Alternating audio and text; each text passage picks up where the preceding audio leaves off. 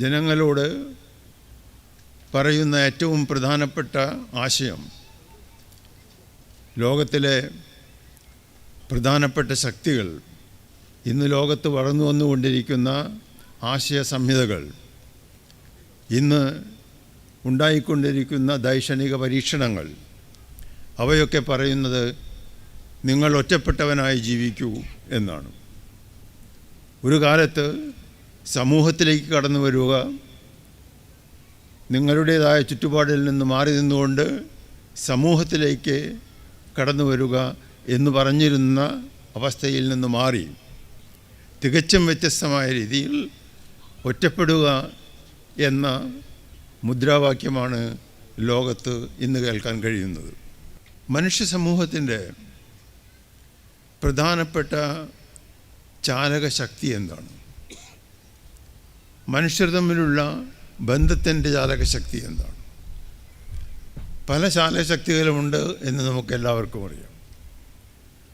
ആ ചാലകശക്തികളില്ലാതെ നമ്മുടെ സമൂഹം മുന്നോട്ട് പോവുകയുമില്ല. പക്ഷേ അതേ സമയത്ത് തന്നെ മനുഷ്യനെ മനുഷ്യനാക്കുന്നത് മാനവികതയാണ്. മാനവികതയാണ്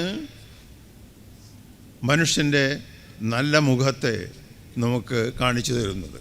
ജനങ്ങളിന്ന് തിരിഞ്ഞു നോക്കി, പിന്നിലേക്ക് തിരിഞ്ഞു നോക്കി, കുറേ മുമ്പ് സമാധാനപരമായ സംശുദ്ധമായ ഒരു സമൂഹം നിലനിന്നിരുന്നു എന്ന ഒരു ഗ്രഹാതുരത്വം നമുക്ക് സമൂഹത്തിൽ കാണാൻ കഴിയും. അത് ഇന്നിൻ്റെ അപകടങ്ങൾ കൊണ്ടാണ്. ഇന്നലെയുടെ പ്രാധാന്യത്തെക്കുറിച്ച് നാം പറയുന്നത് ഇന്നലെയെ നോക്കിക്കാണണം എന്ന ആഗ്രഹം കൊണ്ടല്ല, ഇന്നലെ ഒരുപക്ഷെ ഇന്നിനേക്കാൾ നല്ലതായിരുന്നുവോ എന്ന് മനസ്സിൽ വരുന്നത് കൊണ്ടാണ്. കഴിഞ്ഞ 100 കൊല്ലങ്ങളെക്കുറിച്ച് ആലോചിക്കുകയാണെങ്കിൽ നമ്മുടെ സമൂഹത്തിൽ അക്രമത്തിൻ്റെ വേലിയേറ്റമുണ്ടായിരിക്കുന്നു എന്നാണ്. അക്രമത്തിൻ്റെ വേലിയേറ്റം ഉണ്ടായി എന്ന് പറയുമ്പോൾ അതിന് മുമ്പ് അക്രമങ്ങളോ ബലപ്രയോഗങ്ങളോ ഉണ്ടായിരുന്നില്ല എന്നല്ല ഞാൻ അർത്ഥമാക്കുന്നത്. പക്ഷേ 18-ാം നൂറ്റാണ്ടിലെയോ 17-ാം നൂറ്റാണ്ടിലെയോ അക്രമങ്ങളെ 20-ാം നൂറ്റാണ്ടിലെ അക്രമങ്ങളുമായി താരതമ്യം ചെയ്യുകയാണെങ്കിൽ നമുക്ക് കാണാൻ കഴിയുന്നത് ക്രൂവൽറ്റി എന്നത് അതിൻ്റെ തോത്, അതിൻ്റെ അളവ്, അതിൻ്റെ ശക്തി വളരെയേറെ വർദ്ധിച്ചിരിക്കുന്നു എന്നതാണ്.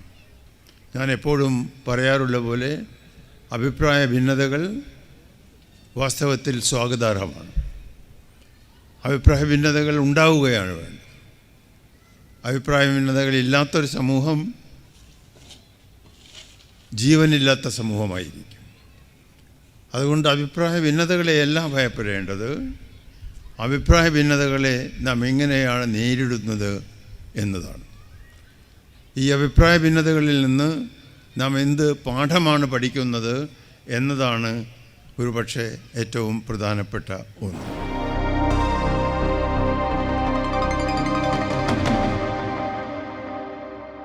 ഖത്തർ മലയാളികളുടെ 6ാം സമ്മേളനത്തിൽ പങ്കെടുക്കാൻ സാധിച്ചതിൽ ഉള്ള സന്തോഷം കൂടി രേഖപ്പെടുത്താൻ ആഗ്രഹിക്കുകയാണ്. ഖത്തറിൽ കുറച്ചു കൊല്ലങ്ങൾക്ക് മുമ്പ് പല സുഹൃത്തുക്കളുമായും ചർച്ച ചെയ്യാൻ കഴിഞ്ഞ ഓർമ്മയുടെ ഭാഗമാണ് എന്ന് ഞാൻ പറയാൻ ആഗ്രഹിക്കുന്നു. ഈ കൂട്ടായ്മ സംഘടിപ്പിച്ച ഇസ്ലാമി സെൻറ്ററിൻ്റെ പ്രവർത്തകരെ ആദ്യമായി അനുമോദിക്കട്ടെ. മനുഷ്യ സമൂഹത്തിൻ്റെ വളർച്ച കൂട്ടായ്മകളിലൂടെയാണ്. പല വിധത്തിലുള്ള കൂട്ടായ്മകൾ. ഈ കൂട്ടായ്മകളാണ് മനുഷ്യന് സമൂഹവുമായി ബന്ധപ്പെടാനും സമൂഹത്തിൻ്റെ പ്രശ്നങ്ങളെ വ്യക്തികളുടെ സന്ദർഭത്തിൽ മനസ്സിലാക്കാൻ സാധിക്കുകയും ചെയ്യുന്നത്. കൂട്ടായ്മകൾ പല വിധത്തിലുള്ള കൂട്ടായ്മകളാണ്. ചെറിയ മനുഷ്യൻ്റെ സ്വന്തം അനുഭവത്തിൽ നിന്ന് തുടങ്ങി വെച്ച് ദേശീയ തലത്തിലും അന്തർദേശീയ തലത്തിലും പടർന്ന് പന്തലിക്കുന്ന കൂട്ടായ്മകൾ നമുക്ക് കാണാൻ കഴിയും. ആ കൂട്ടായ്മകളിൽ വ്യക്തികൾ ഒന്നിച്ചു ചേരുക മാത്രമല്ല, പ്രധാനപ്പെട്ട ആശയങ്ങൾ ഉൽപ്പാദിപ്പിക്കുകയും ആ ആശയങ്ങളുടെ അടിസ്ഥാനത്തിൽ മനുഷ്യ സമൂഹത്തിൻ്റെ പുരോഗതിക്ക് വേണ്ടി പ്രവർത്തിക്കുകയും ചെയ്യുന്നത് അതിൻ്റെ ഭാഗമായാണ്. ഒരുപക്ഷെ ഒറ്റപ്പെട്ട വ്യക്തികൾക്ക് ഒന്നും ചെയ്യാൻ കഴിഞ്ഞു എന്ന് വരികയില്ല. ഒറ്റപ്പെടൽ വളരെ വലിയ ഒരു വിഷമ സ്ഥിതിയാണ്. ഇന്ന് പക്ഷേ ജനങ്ങളോട് പറയുന്ന ഏറ്റവും പ്രധാനപ്പെട്ട ആശയം, ലോകത്തിലെ പ്രധാനപ്പെട്ട ശക്തികൾ, ഇന്ന് ലോകത്ത് വളർന്നു വന്നുകൊണ്ടിരിക്കുന്ന ആശയ സംഹിതകൾ, ഇന്ന് ഉണ്ടായിക്കൊണ്ടിരിക്കുന്ന ദൈക്ഷണിക പരീക്ഷണങ്ങൾ, അവയൊക്കെ പറയുന്നത് നിങ്ങൾ ഒറ്റപ്പെട്ടവനായി ജീവിക്കൂ എന്നാണ്. ഒരു കാലത്ത് സമൂഹത്തിലേക്ക് കടന്നു വരിക, നിങ്ങളുടേതായ ചുറ്റുപാടിൽ നിന്ന് മാറി നിന്നുകൊണ്ട് സമൂഹത്തിലേക്ക് കടന്നു വരിക എന്ന് പറഞ്ഞിരുന്ന അവസ്ഥയിൽ നിന്ന് മാറി തികച്ചും വ്യത്യസ്തമായ രീതിയിൽ ഒറ്റപ്പെടുക എന്ന മുദ്രാവാക്യമാണ് ലോകത്ത് ഇന്ന് കേൾക്കാൻ കഴിയുന്നത്. അതിനെതിരായി കൂട്ടായ്മകൾ സൃഷ്ടിക്കുന്ന ഒരുപാട് സംഘടനകൾ ലോകത്തിലുണ്ട്. ആ സംഘടനകളാണ് മനുഷ്യൻ്റെ പുരോഗതിയെക്കുറിച്ച്, മനുഷ്യൻ്റെ ഭാവിയെക്കുറിച്ച് നമുക്ക് സംതൃപ്തി നൽകുന്നത്. അത്തരമൊരു കൂട്ടായ്മയാണ് ഇന്ന് നമ്മുടെ ഈ കൂടിച്ചേരലിൽ നമുക്ക് ദർശിക്കാൻ കഴിയുന്നത്. അതുകൊണ്ട് തന്നെ ഈ കൂട്ടായ്മയ്ക്ക് എല്ലാവിധ വിജയവും ആശംസിക്കുകയും ഈ കൂട്ടായ്മ കൂടുതൽ കൂടുതൽ വളർന്നു വരട്ടെ എന്ന് ആശംസിക്കുകയും ചെയ്യാൻ ഞാൻ ആഗ്രഹിക്കുന്നു. മനുഷ്യ സമൂഹത്തിൻ്റെ പ്രധാനപ്പെട്ട ചാലകശക്തി എന്താണ്? മനുഷ്യർ തമ്മിലുള്ള ബന്ധത്തിൻ്റെ ചാലകശക്തി എന്താണ്? പല ചാലകശക്തികളുമുണ്ട് എന്ന് നമുക്കെല്ലാവർക്കും അറിയാം. ആ ചാലകശക്തികളില്ലാതെ നമ്മുടെ സമൂഹം മുന്നോട്ട് പോവുകയുമില്ല. പക്ഷേ അതേ സമയത്ത് തന്നെ മനുഷ്യനെ മനുഷ്യനാക്കുന്നത് മാനവികതയാണ്. മാനവികതയാണ് മനുഷ്യൻ്റെ നല്ല മുഖത്തെ നമുക്ക് കാണിച്ചു തരുന്നത്. പക്ഷെ മനുഷ്യൻ്റെ മനസ്സിൽ എപ്പോഴും സംഘട്ടനങ്ങൾ നടന്നുകൊണ്ടിരിക്കുന്നു. നല്ലതും ചീത്തയും തമ്മിലുള്ള സംഘട്ടനങ്ങൾ. മിക്കവാറും ചീത്ത എന്ന് പറയാവുന്ന ദുഷിച്ച ആശയങ്ങൾ മനസ്സിലേക്ക് കടന്നു വരികയും നല്ല ശുദ്ധമായ ആശയങ്ങളെ പുറത്തു കൊണ്ടുവരാൻ ശ്രമിക്കുകയും ചെയ്യുന്നു. ഈ സംഘട്ടനത്തിൽ നാം എല്ലാവരും പങ്കാളികളാണ്. പക്ഷേ ഈ സംഘട്ടനം വ്യക്തിപരമായ സംഘട്ടനം മാത്രമല്ല. ഇവിടെ ഇന്ന് കൊടുത്തിട്ടുള്ള ആശയത്തിൽ ശാന്തി എന്ന് പറയുന്നത്, സമാധാനം എന്ന് പറയുന്നത് വ്യക്തിയിൽ മാത്രം അടിസ്ഥിതമായ ഒന്നല്ല. അതിന് സാമൂഹ്യമായ ഒരു വശമുണ്ട്. ധാർമ്മികതയ്ക്ക് സാമൂഹ്യമായ ഒരു വശമുണ്ട്. അതുകൊണ്ട് ഈ ബന്ധം സാമൂഹ്യമായ ആശയങ്ങളുടെ സ്വാധീനത്തിൻ്റെ സമാധാനവുമായുള്ള ബന്ധം മനുഷ്യ ജീവിതത്തിൽ, സാമൂഹ്യ ജീവിതത്തിൽ ഏറെ പ്രധാനപ്പെട്ട ഒന്നാണ്. ഇന്ന് വാസ്തവത്തിൽ നാം ചോദിക്കേണ്ട ചോദ്യം, ഒരുപക്ഷെ ലോകത്തിലാകെ ജനങ്ങൾ അത്ഭുതപ്പെട്ടുകൊണ്ടിരിക്കുന്ന ഒന്ന്, ഇന്ന് നമുക്ക് എന്ത് സംഭവിക്കുന്നു എന്നതാണ്. ജനങ്ങൾ ഇന്ന് തിരിഞ്ഞു നോക്കി, പിന്നിലേക്ക് തിരിഞ്ഞു നോക്കി, കുറേ മുമ്പ് സമാധാനപരമായ സംശുദ്ധമായ ഒരു സമൂഹം നിലനിന്നിരുന്നു എന്ന ഒരു ഗ്രഹാതുരത്വം നമുക്ക് സമൂഹത്തിൽ കാണാൻ കഴിയും. അത് ഇന്നിൻ്റെ അപകടങ്ങൾ കൊണ്ടാണ്. ഇന്നലെയുടെ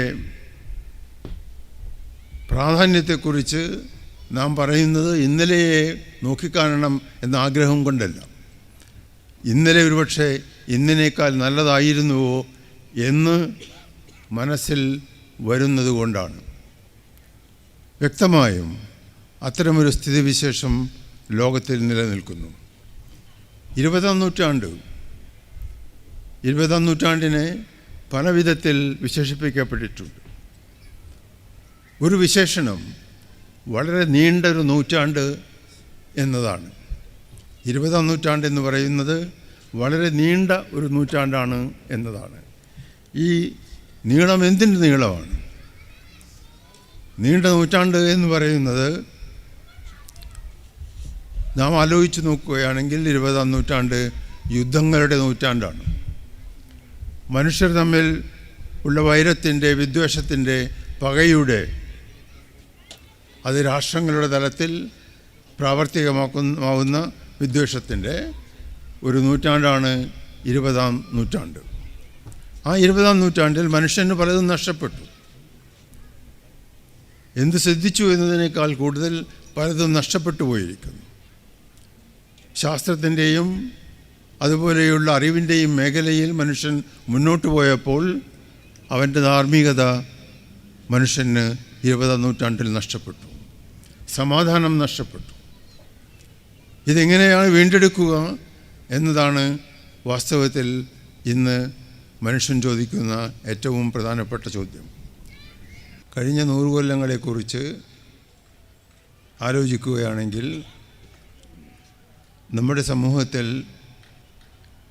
അക്രമത്തിൻ്റെ വേലിയേറ്റമുണ്ടായിരിക്കുന്നു എന്നാണ്. അക്രമത്തിൻ്റെ വേലിയേറ്റം ഉണ്ടായി എന്ന് പറയുമ്പോൾ അതിന് മുമ്പ് അക്രമങ്ങളോ ബലപ്രയോഗങ്ങളോ ഉണ്ടായിരുന്നില്ല എന്നല്ല ഞാൻ അർത്ഥമാക്കുന്നത്. പക്ഷേ 18ാം നൂറ്റാണ്ടിലെയോ 17ാം നൂറ്റാണ്ടിലെയോ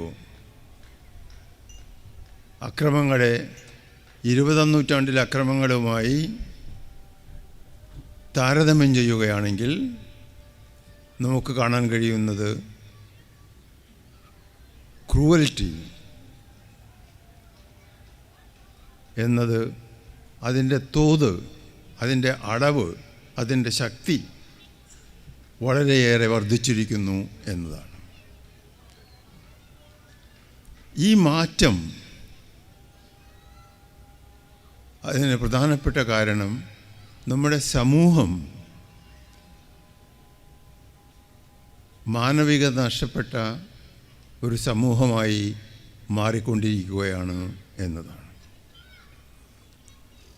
ഈ മാറ്റം, നമ്മുടെ സമൂഹത്തിൽ വന്നിരിക്കുന്ന ഈ മാറ്റം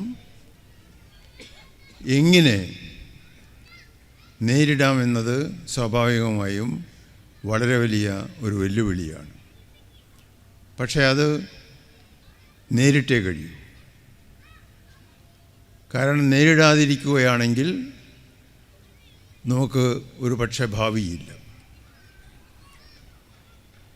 ചരിത്രപരമായി സാമൂഹ്യ ശാന്തി, സാമൂഹ്യ തലത്തിലുള്ള സൗഹാർദ്ദം നിലനിന്നിരുന്ന ഒരു സമൂഹമായിരുന്നു ഇന്ത്യയുടെ. വ്യത്യാസങ്ങൾ, അഭിപ്രായ ഭിന്നതകൾ ധാരാളമുണ്ടായ സമൂഹമാണ്. പക്ഷേ ഈ അഭിപ്രായ ഭിന്നതകൾ നമ്മുടെ അറിവിനെ മുന്നോട്ട് കൊണ്ടുപോകാൻ ആണ് നമ്മളെ സഹായിച്ചത്. ഞാൻ എപ്പോഴും പറയാറുള്ള പോലെ അഭിപ്രായ ഭിന്നതകൾ വാസ്തവത്തിൽ സ്വാഗതാർഹമാണ്. അഭിപ്രായ ഭിന്നതകൾ ഉണ്ടാവുകയാണ് വേണ്ടത്. അഭിപ്രായ ഭിന്നതകളില്ലാത്തൊരു സമൂഹം ജീവനില്ലാത്ത സമൂഹമായിരിക്കും. അതുകൊണ്ട് അഭിപ്രായ ഭിന്നതകളെയല്ല ഭയപ്പെടേണ്ടത്, അഭിപ്രായ ഭിന്നതകളെ നാം എങ്ങനെയാണ് നേരിടുന്നത് എന്നതാണ്. ഈ അഭിപ്രായ ഭിന്നതകളിൽ നിന്ന് നാം എന്ത് പാഠമാണ് പഠിക്കുന്നത് എന്നതാണ് ഒരുപക്ഷെ ഏറ്റവും പ്രധാനപ്പെട്ട ഒന്ന്. പക്ഷെ അഭിപ്രായ ഭിന്നതകൾ ധാർമ്മികത ഇല്ലാത്ത സമൂഹത്തിൻ്റെ നന്മയെക്കുറിച്ചുള്ള ബോധമില്ലാത്ത ഒന്നായി മാറുമ്പോൾ സ്വാഭാവികമായും അത് അപകടകരമായ ഒരു പ്രവണതയാണ് എന്ന് തിരിച്ചറിയാതിരിക്കാൻ വയ്യ. അത്തരം തിരിച്ചറിവ് ഇന്ന് വളരെ പ്രധാനപ്പെട്ട ഒന്നാണ്. കഴിഞ്ഞ ഏകദേശം 50 കൊല്ലങ്ങളായി ഇന്ത്യക്ക് സ്വാതന്ത്ര്യം കിട്ടിയതിന് ശേഷം ലോകത്തിലെ പല വിദ്യാഭ്യാസ സ്ഥാപനങ്ങളിലും സ്ഥിരമായി ചർച്ച ചെയ്യപ്പെട്ടുകൊണ്ടിരിക്കുന്ന ഒന്ന് ഇന്ത്യയുടെ പ്രതിസന്ധിയാണ്. ഇന്ത്യയുടെ പ്രതിസന്ധിയെക്കുറിച്ച് പഠിക്കുന്നത് ഒരർത്ഥത്തിൽ ഒരു വ്യവസായമായി മാറിയിരിക്കും. ഈ വ്യവസായമായി മാറിയിരിക്കുന്നതിന് കാരണം നമ്മുടെ സമൂഹത്തിലുള്ള പ്രവണതകളാണ് എന്നത് ശരി തന്നെ. പക്ഷേ നമ്മുടെ സമൂഹം മറ്റ് സമൂഹങ്ങളോട് മത്സരിക്കാൻ, മറ്റ് സമൂഹങ്ങളോട് ഒത്തുപോകാൻ സാധ്യതയുള്ളൊരു സമൂഹമായി വളർന്നു വരുന്നതിനെ പലരും നിരാകരിക്കുകയാണ്, നിഷേധിക്കുകയാണ് ചെയ്യുന്നത്.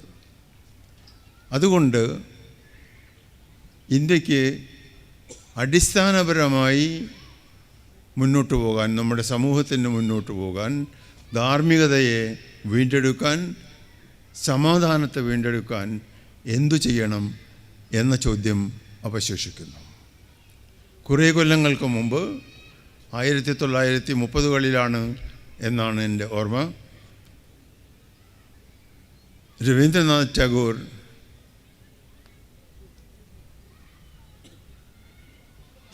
വർഗീയ കലാപങ്ങളെ നേരിട്ടപ്പോൾ പറഞ്ഞൊരു കാര്യമുണ്ട്. വർഗീയ കലാപങ്ങളെ നേരിടാൻ അദ്ദേഹം പറഞ്ഞത് സ്വന്തം ഉള്ളിലേക്ക് നോക്കുക എന്നതാണ്. Look inward, you find an answer.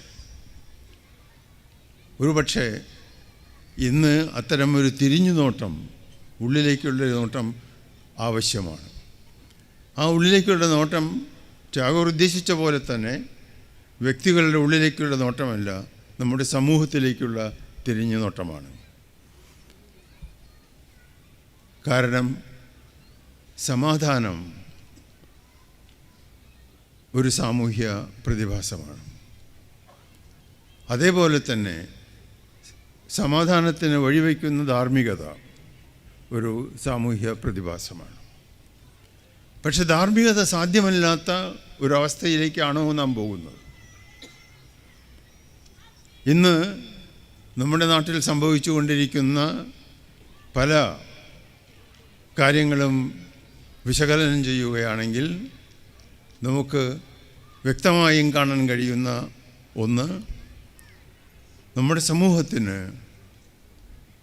ഇന്ന് നേരിടേണ്ടി വരുന്ന പ്രശ്നങ്ങളെ, അവയെ അഭിമുഖീകരിക്കാനുള്ള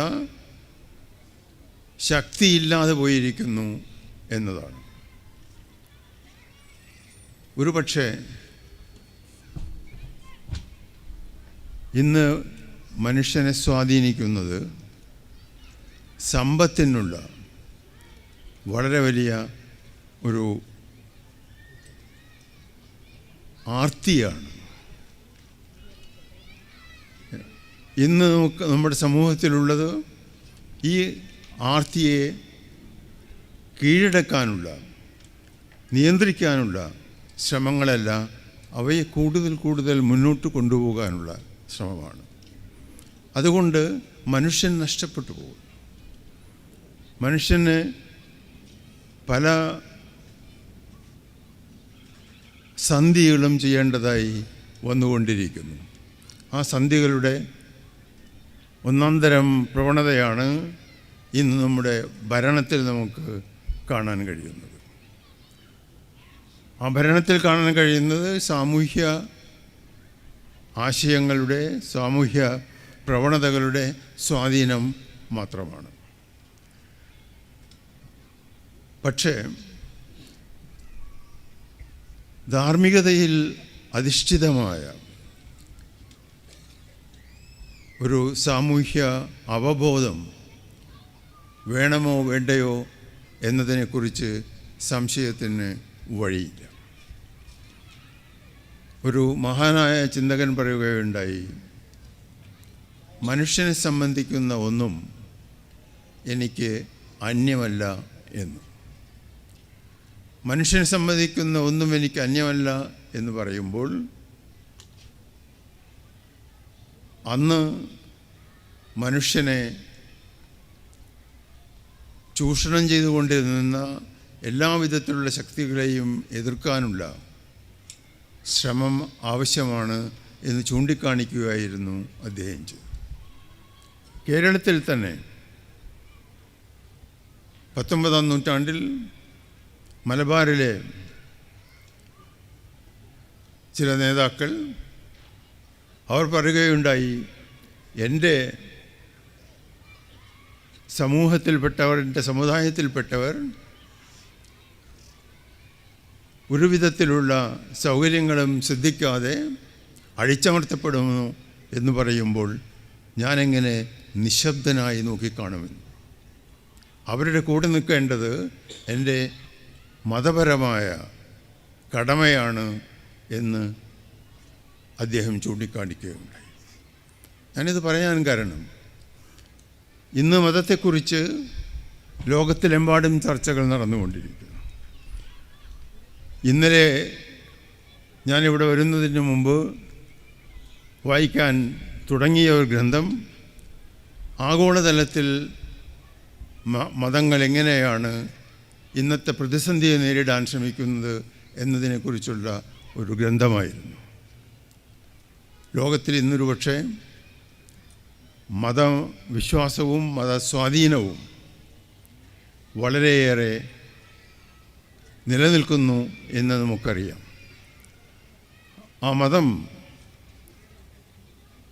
പല വിധത്തിലുള്ള ആശയങ്ങളും മനുഷ്യന് നൽകാനും മനുഷ്യൻ്റെ പുരോഗതിക്ക് വേണ്ടി മുന്നോട്ടുള്ള പ്രയാണത്തിൽ സ്വാധീനിക്കാനും സാധിക്കുകയും ചെയ്യുന്നു എന്ന് നമുക്കറിയാം.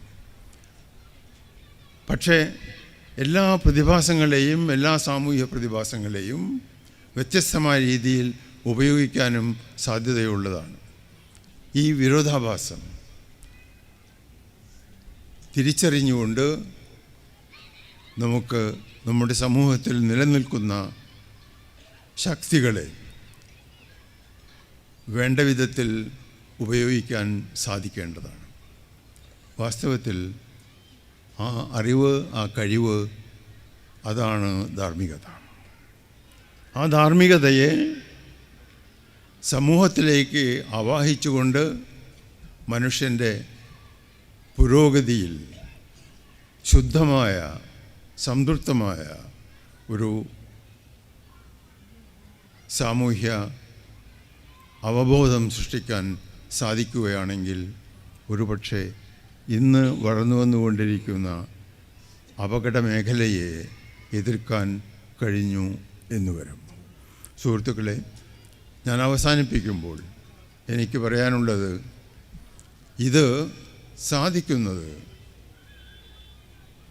സാമൂഹ്യ കൂട്ടായ്മകളിൽ കൂടിയാണ്. പ്രതിരോധം ആവശ്യമാണ്. ഇന്ന് സമൂഹത്തെ രക്ഷിക്കണമെങ്കിൽ, നമ്മെ സ്വയം രക്ഷിക്കണമെങ്കിൽ പ്രതിരോധം ആവശ്യമാണ് എന്നതിനെക്കുറിച്ച് യാതൊരു സംശയത്തിനും വഴിയില്ല. അത്രയും ഹീനമായ ശക്തികളാണ് ഇന്ന് നമ്മുടെ സമൂഹത്തിൽ നിലനിൽക്കുന്നത്. അത്തരം പ്രതിരോധത്തിന് വേണ്ടി ചെറിയ ചെറിയ കൂട്ടായ്മകൾ ഉണ്ടാവുകയും ആ കൂട്ടായ്മകൾ വളരെ വലിയ ശക്തിയായി നമ്മുടെ സമൂഹത്തിൽ നിൽക്കുകയും ചെയ്തെങ്കിൽ മാത്രമേ നമുക്ക് ഒരു നല്ല ഭാവിയെ വിഭാവനം ചെയ്യാൻ കഴിയുകയുള്ളൂ. ഈ കൂട്ടായ്മ അതിനുള്ളൊരു ആഹ്വാനമായി മാറട്ടെ എന്ന് ആശംസിച്ചുകൊണ്ട് ഞാൻ അവസാനിപ്പിക്കാൻ ആഗ്രഹിക്കുന്നു. നന്ദി, നമസ്കാരം.